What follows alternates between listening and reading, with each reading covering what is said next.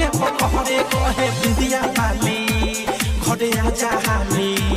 तोहरा से रुसल हरे बाबू ढलाली जाके तू बसल बारो पहरे जवानी राजा पलंगे पकड़े आहा की के जही से